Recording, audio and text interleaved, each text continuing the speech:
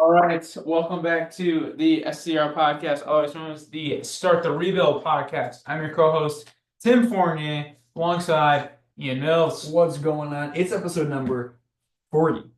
40. The 40-year-old virgin. It's a great movie. That's not what this That's what I'm headed podcast is. towards. Yeah, there we go. It is the Harrison Barnes episode. Harrison Barnes.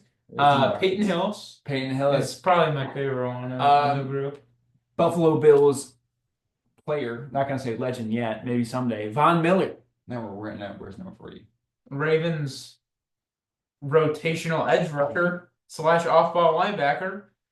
Malik Harrison, really an off-ball linebacker. They're trying him today, but he actually filled in for Roquan Smith for one game this year and did pretty good. They did pretty good. Admittedly, I did. There was another one we looked up. We remembered. We looked up a couple after because 40 is crazy. I also thought John Lynch was 40. He's 47, but his teammate Mike Allstott, fullback, wore number 40, and then Gale Sayers was the other big one.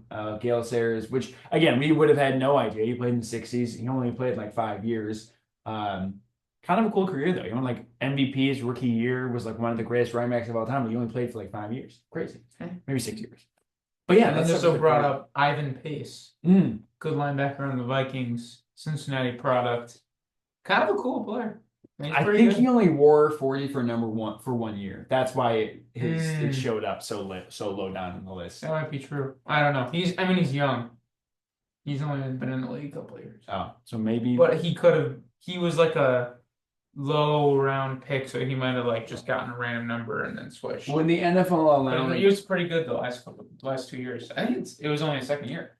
I think when the NFL allowed players to wear like any number they want, so that might have changed things too. But yeah, it is. We're here together in person pod. We have a big weekend for the pod. I think Mike's been on the pod. He has been on the pod. So.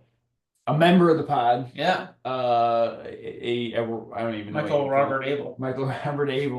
It's on the pod. He's getting married. We'll be there. Your cousin. My cousin. My good friend.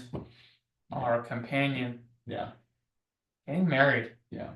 Holy crap. It's exciting. Very my first friend wedding. Your second friend wedding.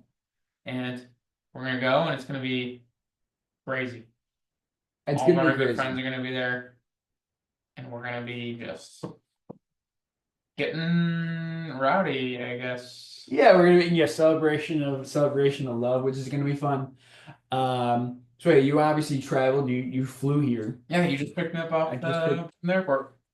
I have a travel story that happened to me in the last week that I've been. Oh, I saw this on your story. I meant to ask you about it. I've been keeping this in. So. I talked about it last weekend. I visited my girlfriend in New Jersey.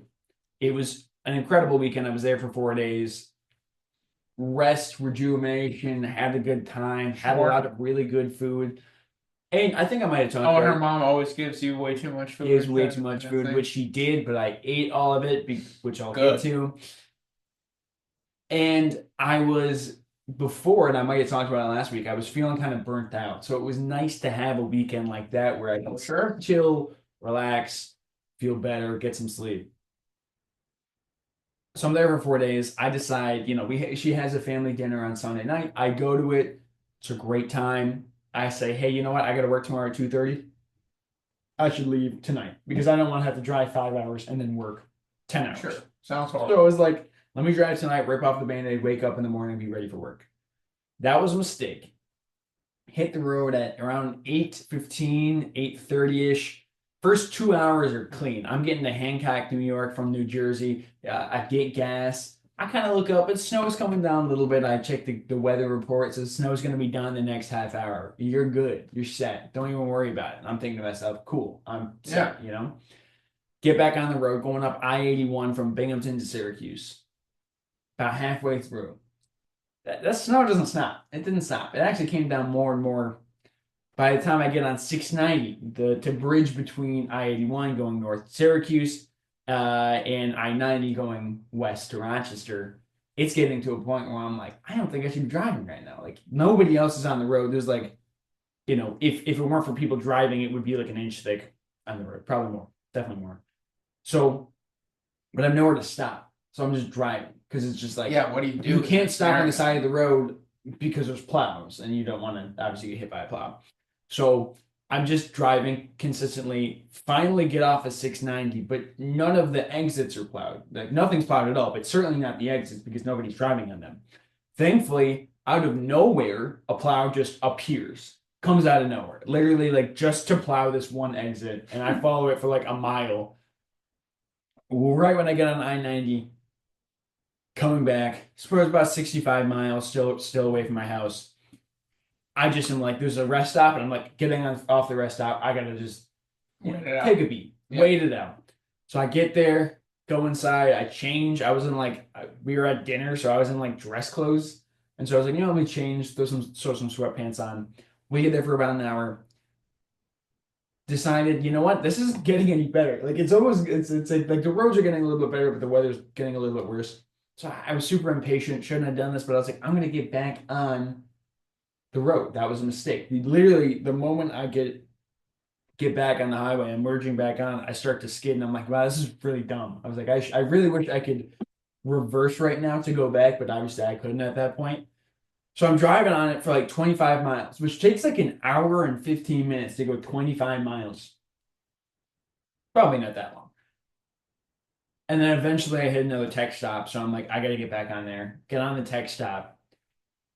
Pretty much immediately fall asleep. At this point, it's like 5 in the morning. Like it is like 5 in the morning. I fall asleep for like an hour-ish. Something hits my car. I wake up and I look and there's just no snow anywhere. I mean, the snow is gone. The snow is completely gone. Like it's melted. Like not melted. Like it's still in the trees, but like there's nothing on the roads. My car has no snow. It had just stopped and there was nothing no snow on the roads. And I was like, I gotta go. I was like, I was still probably at this point 40 miles ish.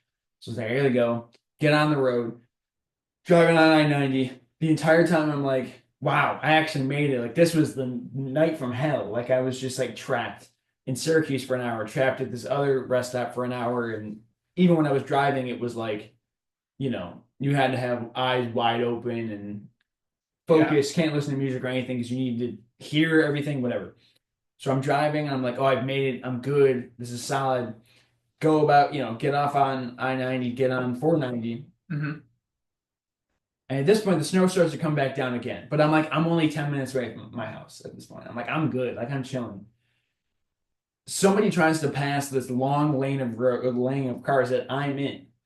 And they try to pass it and merge back in. And just completely just go across the entire 2 lanes of traffic, almost 3 lanes of traffic, and go into a snowbank on the side. And nobody can stop because if you're braking on this, then you're not stopping, right? Like that's how bad it was.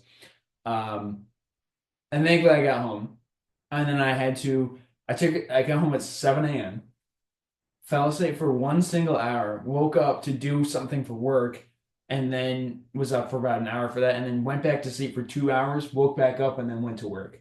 And it was dreadful. It was not fun, but it was a crazy experience. Rule of thumb: do not drive when it's that. What if you had stayed over and left in the morning? Would the experience have been that much better? I think it would have been because there would have been more plows out, if I had to guess. But I still would have probably, instead of it being a 4.5 hour drive, it probably would have been, like I was on the road for 11 hours, like 8 p.m. to 7 a.m. I probably would have been on the road from 8 a.m. to you're right. I probably would have been late for work at that point, but it's just like blessing in disguise, maybe. Yeah, maybe. Even though that sounds horrible. It was dreadful. But I don't even say I'm glad I did it, but I wanted to rip the Band-Aid off, and that's what I did. It just so happened to be that the Band-Aid was and it's one thing to have an 11-hour trip where you're listening to music, you're listening to podcasts, and you're just driving forever, or maybe you're even stuck in traffic. And it's another when it's starting and stopping, and then also having to focus so hard on the road and. Yeah, that sounds better. And I was also thinking about having to work in the morning. Yeah, and that was the thing that was just wow. I was like, the last thing I want to do. So what time did you get in? To work? To your house? 7 a.m. So at least you probably had time to take a nap. I mean, I took probably like I probably in total slept for about 3 hours, or probably about 4 hours if you include when I was asleep on the side of the road. How many cups of coffee during work that day? Oh, probably. I mean, I drink a lot of coffee in general, but it was weird. It was like I had a lot of energy, and I it feel like was sometimes that happens for a day when you yeah, get like overtired. and it's like my eyes were like opened up, and I was like, whoa. I was like, what's going on? But then around like 9:30 is 30ish, I got like that into that mode where I was like everything's scary. You know what I mean? It was just like I didn't want to do anything and I was just like Wait, what do you mean everything's scary? not scary, but I got very like anxious and I could tell I was like, oh, I'm tired. I was like, I need to Just because sleep. you were sleep Yeah, deprived. I was Yeah. sleep What deprived time do you normally get off? at 11:30. Okay. So like but But it was the last 2 hours, you're like, okay, like I was like, yeah, done. the last 2 hours I was just like, I don't want to be here. I don't want to be here. But it was fine and life goes on. But it was Kind of a crazy story. yeah, it was one of those things where I was texting Laurel, my girlfriend, the entire time, like, when I stopped, obviously, giving her updates, and she was like, "What the hell is happening?" And I was like, "Listen, like, She was probably like, my mom could give you more lasagna. yeah, that's what's funny. She literally gave me lasagna. It was lasagna? It was lasagna Wow, today. let's go. Yeah, That was a complete guess. Yeah, she gave me lasagna, and it was fantastic. I had it Oh, that the sounds day so good. after. It was so Oh, you good. brought some home too? I brought it home. After that, that lasagna probably hit so It hard. was crazy. But that was another thing. That day, because I was so focused on driving and getting home, I didn't eat for like the most of the day. And so like I didn't like the last time I had eaten would have been when we had eaten at her family's dinner the day before. Sure. So I didn't eat from that point until like 5 o'clock the next day because I was so focused on driving and then I was so focused on sleeping once I was done with driving and then it was like, okay, time to go to work. And then I was at work and then like halfway through my shift, I was like, I'm really hungry. I was like, I literally haven't eaten in like not 24 hours, but close to it. And then I ate a lot of Chipotle, which was really good. But So you had the lasagna. I had lasagna the day after. Oh, okay. Yeah, the day after. How much Chipotle did you? I Did had you go to town? I spared no expense. I got the guacamole, double chicken. There's a Chipotle kind of near my work and You get a bowl or burrito? I go back and forth. Yeah, gotta mix it up. I gotta mix it up. You get chips too? No, I don't do chips. Fair. You do chips? I like the chips. I think they're tasty. I do think they're very good Yeah. chips. I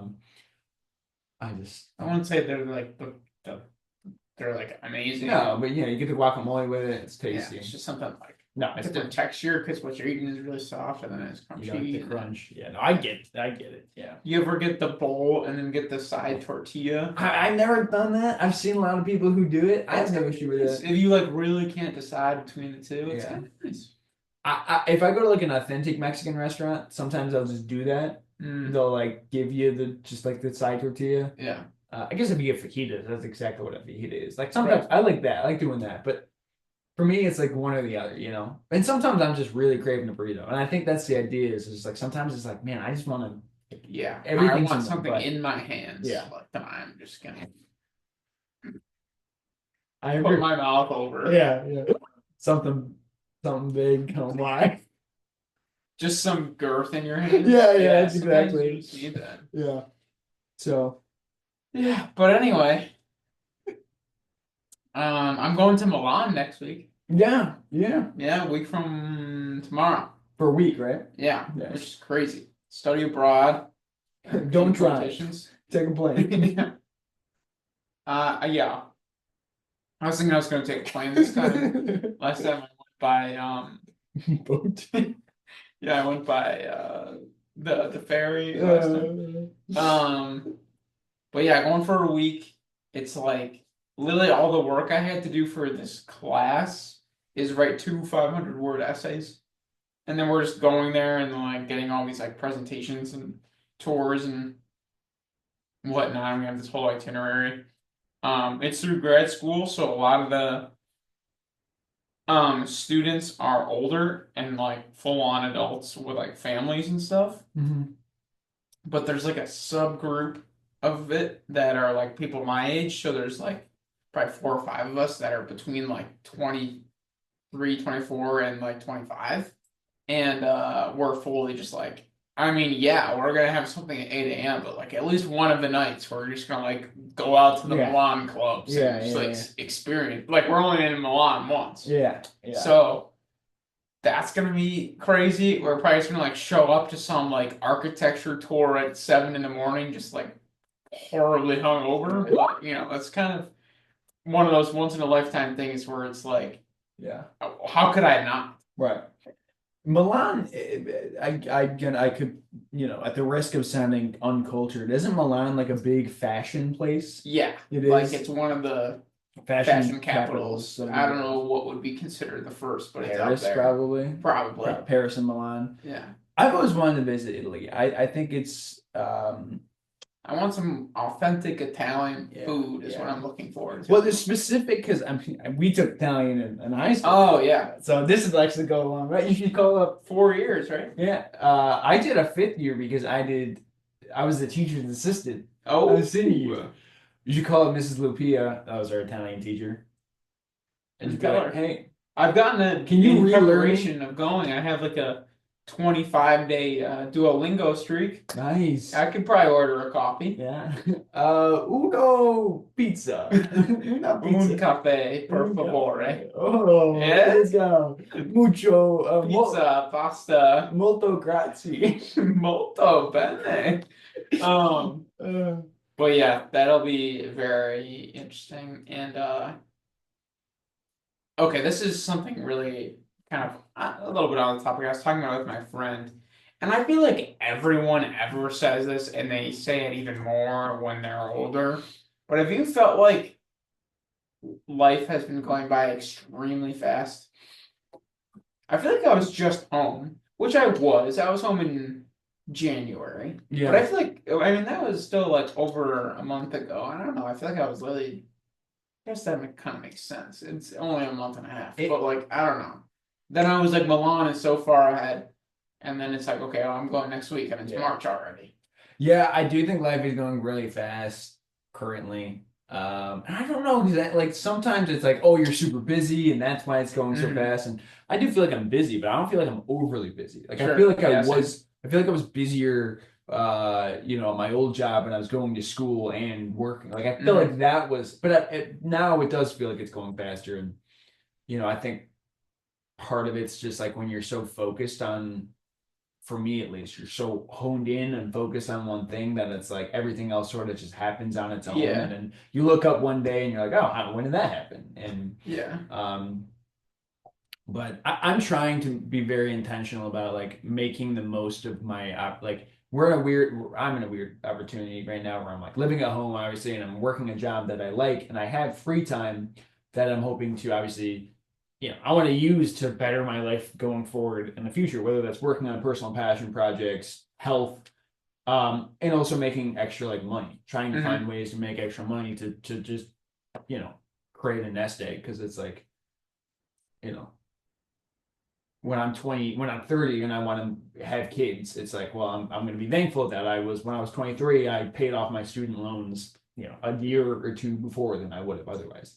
But my point of saying that is like, I feel like that portion is being so focused on that has like, for me at least, like expedited time a little bit. Cause it's like not focused on like leisure, at all. It's just like, all right, work, find ways to do this, find ways to do money, get money, find ways to better your life for the future. And then it's like you're not really stopping to smell the roses. But it's like there's nothing wrong with being our age. It's like you're sort of like you're trying to set yourself up. So it's like that's kind of what's to be expected a little bit, if that makes sense. Definitely. Yeah. I was talking with my friend who was like, dude, like I feel like we just had New Year's and now it's already March. Yeah. Kind of crazy. But anyway. You watched the hockey game? Parts of it. Yeah, I did watch parts of it. I was rooting for Canada. Why? You know what? I think it's this. Well, I do. You're rooting for Canada. So I'm a Canadian sport. I do like Canadian sports in general. Mostly just the Blue Jays. Okay. So that's part of it. I've always had an affinity for Canada. I think just because growing up close to the border. Yeah, but you should also have an affinity For the America, United which where I States. live. Yes, United States of America. I think part of it is that the United States, uh, athletically speaking, is good at everything.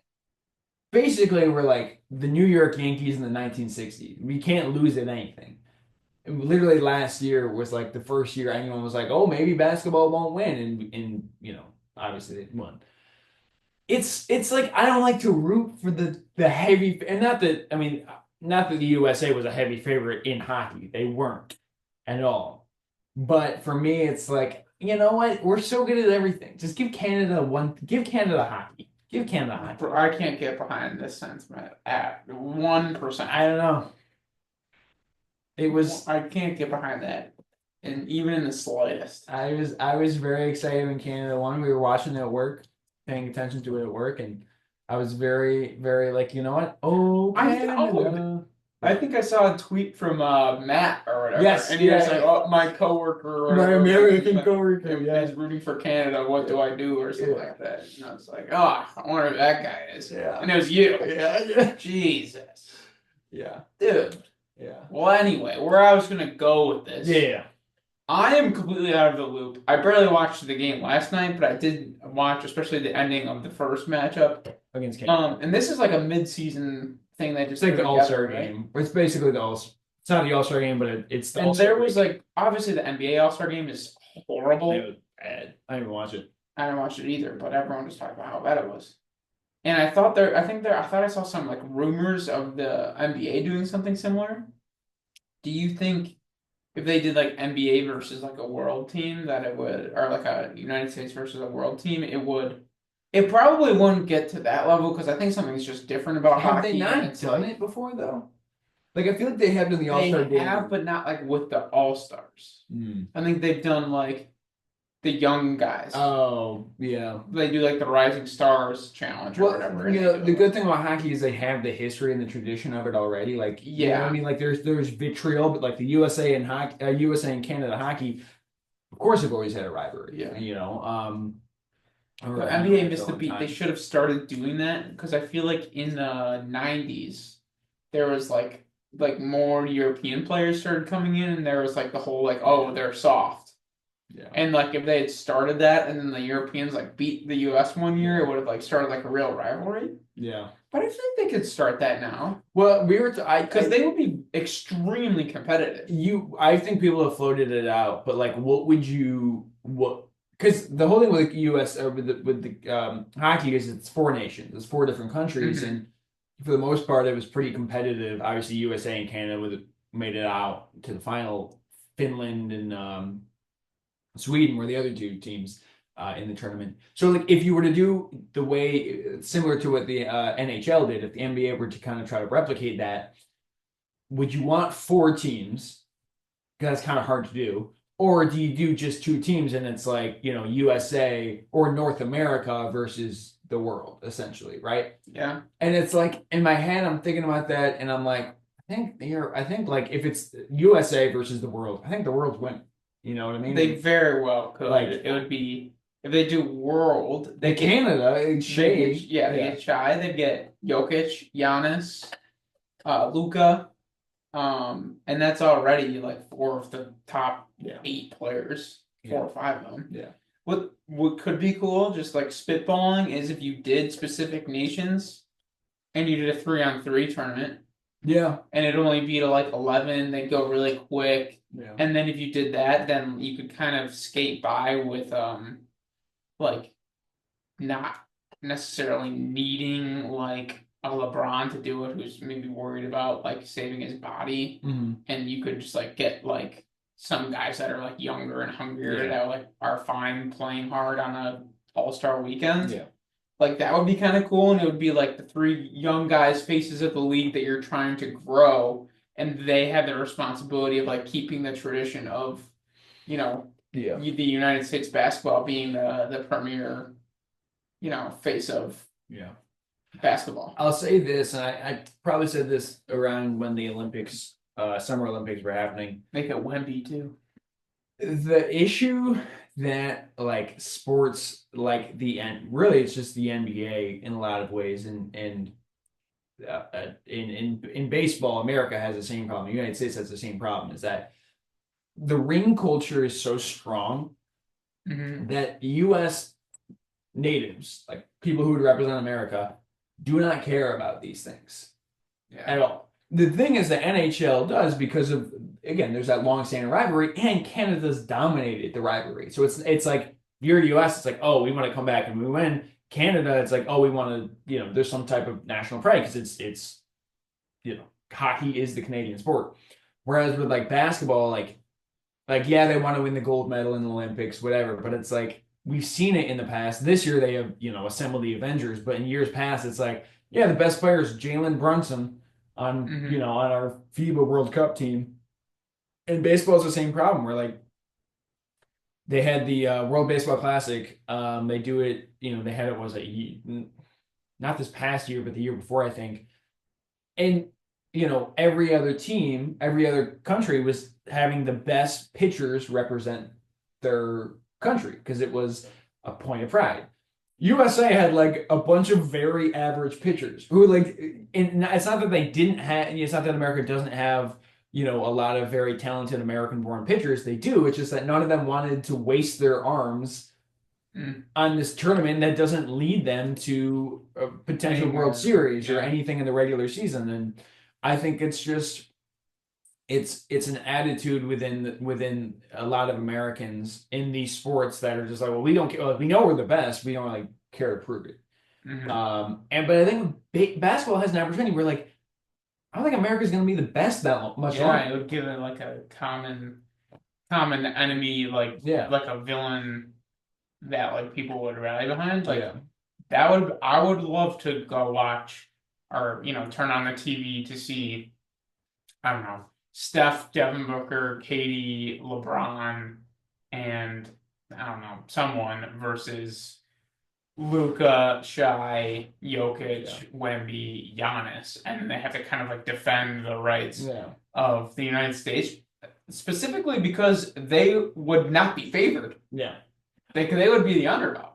And the only reason why I would say make it tough is that if you're on the world team, quote unquote, there's a little bit lack of like, what do you like? Yes, obviously, what are you fighting for? Because you're not representing your country, you're representing the world, and it's like, Giannis and Jokic, like, yes, they're both immigrants, but they're probably, what I mean. It's like it's more like Jokic isn't like, all right, yeah, let's win for Greece, or or Canada, in Shai's case, it's like. There's certainly gonna be a point of pride because they would have less of a reason to like want to do it, but like it's also kind of like, I don't know, if we can't all team up and beat them, like that's kind of embarrassing too. Yeah, that's true. That's like true. If we get the entire world and they just get the guys from this one country and we still can't win, like that's kind of embarrassing. I think the NBA should learn from that and try it out. Like there's like whatever we just saw from the STR, I didn't even watch, but I saw they were like stopping the game every 5 minutes to have like LiAngelo Ball rap and like Kevin Hart like be dumb, and it was just like the worst thing ever. And I think when it's a sporting event, you're never gonna have a good product for an All-Star break like that unless people are actively trying to do something. Like it's not gonna be enough of a like show to just like. I think you could reasonably do the Four Nations thing, but you have to do like 3-on-3 because I mean, you could do. I think that would be pretty cool. But I think it would make sense to do It just excludes some guys from being able to do anything. Which is, to be fair, like that's what the NHL did too. Like Russia wasn't included, and Russia has like the third most players in the NHL. But my point is like if you're looking, like you could just take the 4 teams that were in the Olympic semifinals: France, United States. Where's Jokic from? Serbia. Right? Serbia. And what was it? France? Spain. Yeah, they're normally in it, so I'm just gonna guess. Is this Germany? What are you talking about? It was USA, France, Serbia. Canada wasn't. I don't know. But you could get those 4 teams, I think, and like just be like, hey, you know what? Well, it could just be there's always a USA one, and then it just like depends on who raises their hand for who wants to play, and it's like, okay, you gotta have 3 people Right. from your country, Yeah. and we're playing to 21. Yeah, I like that. I think that'd be pretty cool. I agree. You could definitely form a decent Canadian team. Belgium. Belgium, wasn't it? I don't even remember. Like Australia, Belgium, France, and United. That can't be right. Right? In the Olympics? Because Serbia definitely won the bronze. You know? Oh, maybe this is men's. Women's. I'm sorry that this is just screeching hole right now, but I'm losing my mind now. Did you say they beat France in the championship? In the right? championship. No. Or they beat Serbia? Germany? They beat Serbia in the semifinals. Okay. I guess it's France with Gobert and Wemby and it says Evan Fournier. This is men's or women's. I can't even tell. Like that would be the French team. Wemby, Gobert, and I think they got fourth. I'm so confused. Regardless, I feel like you could put something together. Why is this so confusing? But yeah, United States beat France. Yeah. In the gold medal game. Serbia beat Germany. And it was like Gershon, yeah. Was Yabusele, what team was he on? Because he like played really well and then like made it back to the NBA. Yeah, I think it was France. Was it France? I think it was France. Yeah. But anyway, I feel like that could be the fix. I think they should learn from it, and I think it can't hurt to try. It can't hurt to try. I agree. I mean, basically the NBA, what they did this year with the whole like you had 3 different games and it was first to 40 points. Well, I guess the other thing is you have to still name specific all-stars. And then 90% of them are from the United States or whatever. And, you know, like yeah, you just split it up like that. No, I don't know how you do that. think Maybe it's a separate event. I think you name like, hey, here's your all-stars, but it doesn't mean you play in a game. Like Yeah. you hey, you're the best. Because essentially that's what the NHL did this year. Was like, hey, listen, we're not gonna have an all-star game. Right. Like there's no all-star game. It's like I don't even know if they named all-stars, but it was just like, all right, we're gonna do this. Yeah, the NBA still needs to I think it or at least, and maybe it's just all NBA that contract, contract stuff. Yeah. But it's such a long-standing people tradition. don't care about people don't care about the All-Star game. I mean, the All-Star literally the NBA punted on the All-Star game this year, tried something new, and it worked horribly. Mm-hmm. And it's like what is there to lose? You can't get any lower than this, I think. And you could say the same thing about the NFL's Pro Bowl. Like that was unwatchable. Yeah, year. I don't know what they do. I was like the final score was like 76-68, and it was flag football, which I understand why they do flag football because nobody wants to get tackled. Like I get that, but like in the middle of the game of flag football, and in the middle of the game, you have like a punting contest, and it's like, what do we do? But yeah, who knows? But anyway, you got goals for the week? For this week, goals for this week. I would say, so I'm thinking about starting a second job. Really? To just make some extra cash. And I'm pretty sure that I'm going to be able to do that. So ideally start, and if not start, then, make progress in starting, at doing that just to make some extra cash. Want to, pay off loans or there. And if I don't get to start, this week, then use my time on working on my personal projects. That's awesome. So that's sweet. By yourself. My goals. Well, I'm gonna enjoy this weekend for sure. Like moving forward in the next few years, like it's my goal to be working in Charlotte. I know I've been home 2 times in the last couple months, but like that's probably gonna start to become fewer and further in between. Mm-hmm. So really enjoy that, and it's kind of cool because we don't really have a lot of signature events throughout the year where like all of our high school buddies are coming back to specifically our hometown. So definitely enjoy the weekend and make that last. And then I got 1 week till Milan. I just got a lot of like random school stuff to finish up. I've been dieting really hard, and I got to sub 180 for the first time in like years. So that was great, and I want to kind of hold on to that before I go to Milan. And then I do want to still keep getting leaner, and obviously, like Milan, I'll be eating and drinking a lot, so I'll kind of go backwards a little bit in that sense. But like, who cares? Um, but I want to start, um, kind of. I've been like eating the same thing essentially every single day, and I want to start like being more like normal, less restrictive with that, but like still make progress and maintain what I have had. So I want to like start that progress, and I won't even mind starting to shift that a little bit going into Milan, so I don't feel like extremely restricted and then be like showing The all this floodgates. amazing food Yeah. and then just go way over the top when I just don't need to. Because I definitely have a tendency to over restrict and then binge and stuff like that. So I want to kind of like go into a good mindset. But that's my big goal, I would say. Yeah, I figure that. I've been like, for me again, my diet is certainly not as been like as restrictive as what you've done, but like I last like 2 3 weeks. I don't know if it's like stress or just like traveling and whatnot. I just like my entire thing has just been like, all right, eat like not as counting calories as much, which I'm gonna get back into doing more because it's like something that I was doing for a very long time, helped me lose a lot of weight. But like the last 2 3 weeks, I've just like completely just like for the first time in a long time, I've just completely just been like, Sometimes don't care. it's like there is something to diet fatigue for sure. Yeah. Where like if you're like hammering it home every single day, like eventually like Yeah. you just kind of like need a mental like reset from it. Mhm. And I mean, Dude, like people can do whatever they want. Like maybe you don't want to count calories forever, but I 2 weeks think the goal ago. should be you don't necessarily need to forever. Yeah, I guess that's true. I mean, like I'm at my target weight for the most part. Mm-hmm. My point is that like 2 weeks ago, I had a garbage plate for the first time in forever. Mm-hmm.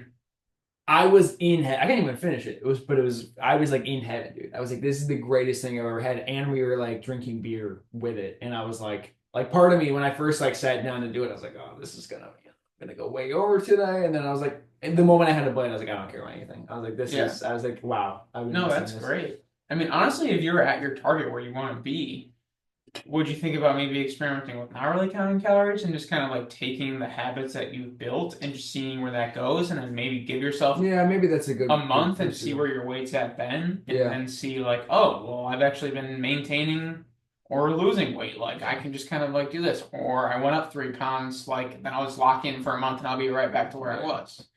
I personally, something that's really been on my mind, I guess if we're going off on this tangent, is I've been really trying to get leaner and I'm making great progress, which is awesome. But there's a worry in the back of my mind with like how focused I am on like fitness and everything that I'm gonna get to a point where it's just like enough is never enough. Yeah. And at like what point do I like change my goals or realize that like okay, like it's kind of unrealistic to get leaner. It's unrealistic to do what I think where I'm at like 180, and that's very light for me, but I can get leaner. And with how focused I am on my fitness stuff, like I'm not gonna lie, I would like to just like have resting abs and just like that just be my like set point, which I'm not at yet. And I think just with how much I'm like enthralled with fitness, how much I like it, how much I'm passionate about it, and how much I like put how much time and effort I put into fitness stuff, that like I would like it to show. Right. And like so that's what I'd like to get to.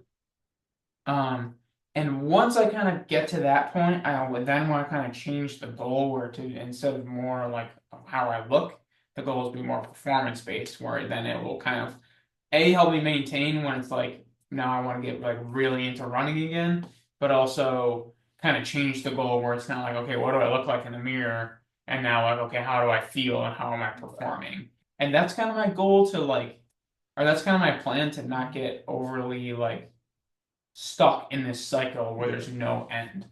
Yeah, that's a good. I mean, it's good that you're like noticing it now, right? Or like not, before it's like you get to a point where like, what am I doing? Like, why am I doing this? You know what I mean? Because that's the last thing you want to do is like find yourself in a spot like, I've already like I can't get any leaner or whatever it might be. Or like if I can get leaner, but I'm not gonna be able to sustain it. So like, okay, I look that good for 2 weeks and then blow it up. Like, what's the point of that? Yeah, and then you get burnt out of it, and then you're just like, okay, now I'm gonna binge. I mean, yeah, it's a good like thing to to realize or to Yeah. think about now, as opposed to when it's, too late, or not too Yeah. late, but I'm just trying to find that spot where I really like where I'm at, and that is where I can just keep it that way.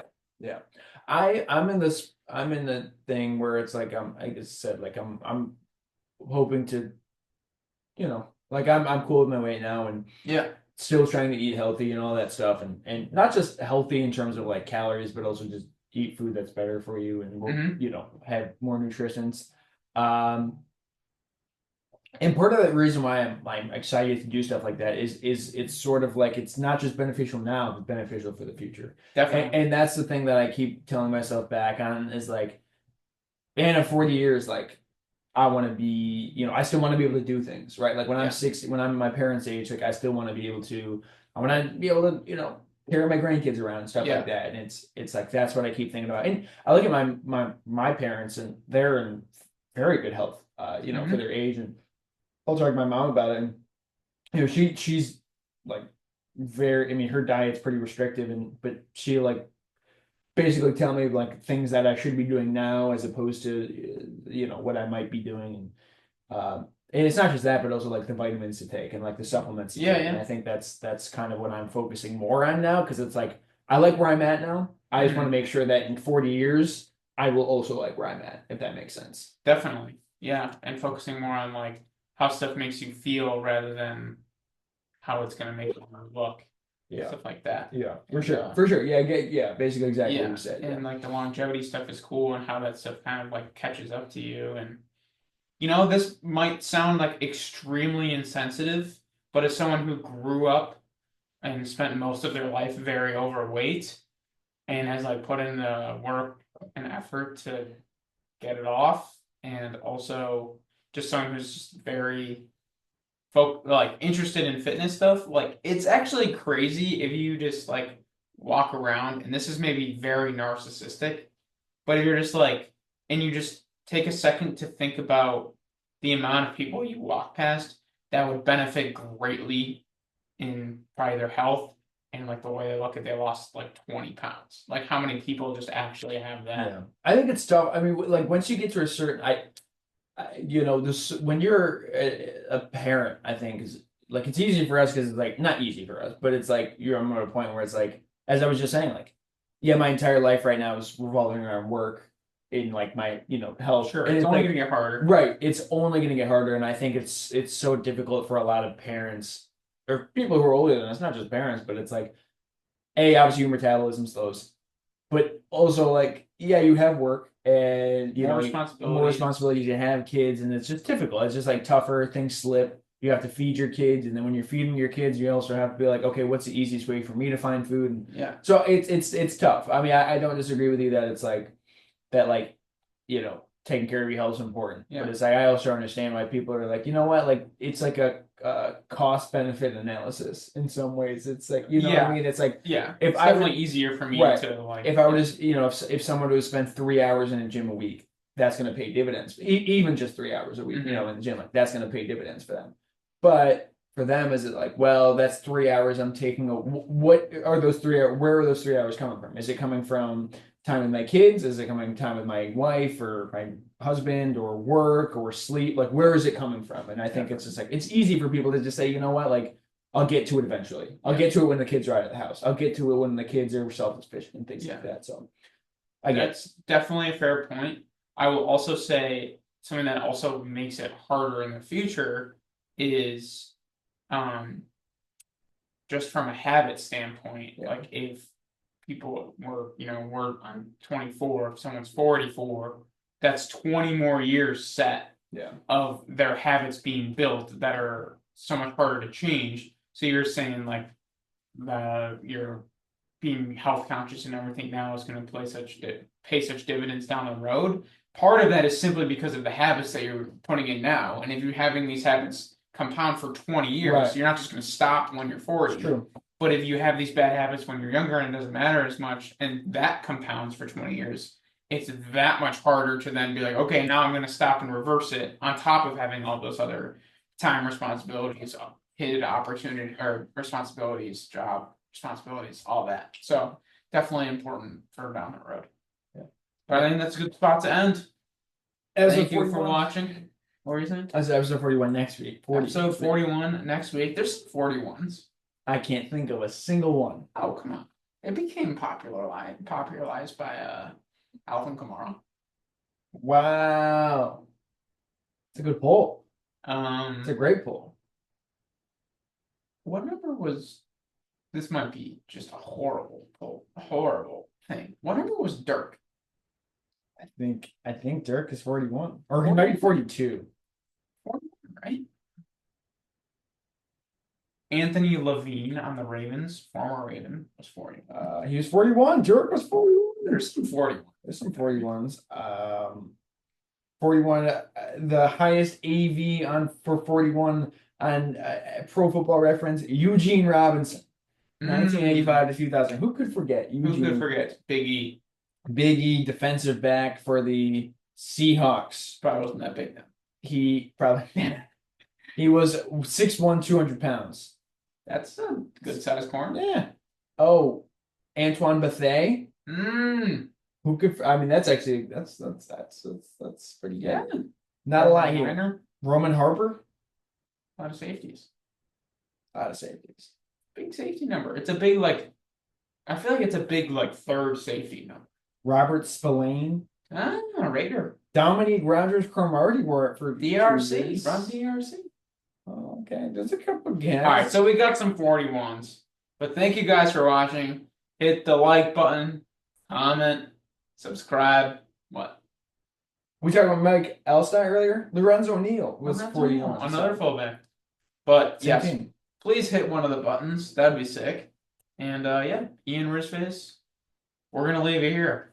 Peace out, everybody. See ya. See ya next Wanna be ya. week.